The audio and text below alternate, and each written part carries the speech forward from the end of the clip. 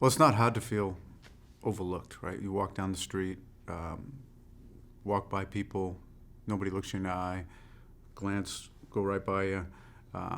You can be in a crowd, you feel like no one even knows who you are. I mean, outside of our friends and our family, maybe co-workers, associates, like really not many people know who we are. And in a world this big, we kind of just blend in.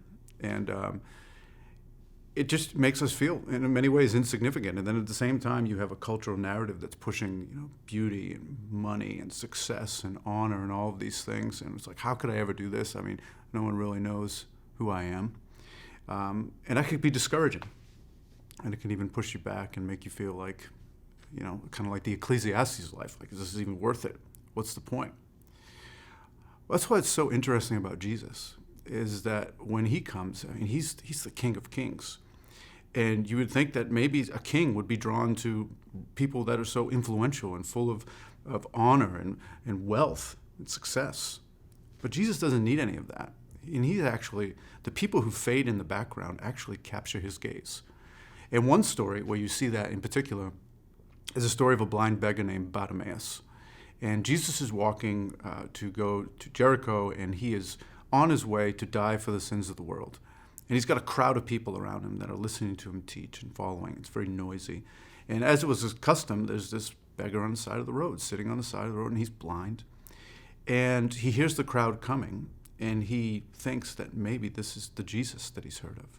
So he begins calling out, asking for Jesus, and crying and yelling. Since he's lame and he can't see, his voice becomes his arms and his legs, calling out to him and running towards him. And then the crowd, like trying to quiet him down, says, be quiet. And basically in our language, shut up, be quiet. You don't know what you're doing here. He can't be bothered by you.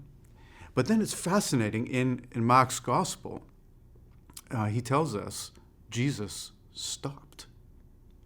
So now you have this blind beggar on the side of the road that everybody is trying to hush. Jesus stops and calls him to himself.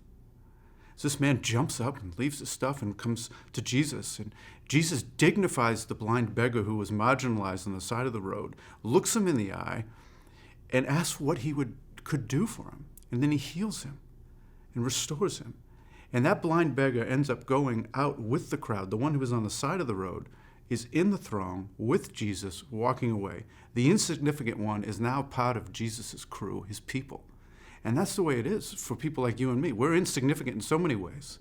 We're just ordinary people. Nobody's going to really remember us in 4 generations, 3 generations. And here's Jesus who calls us to be part of his family and welcomes us. People like us that blend in, that feel overlooked. Jesus sees us and welcomes us to himself. The one who needs nothing welcomes people like you and me. That's great news.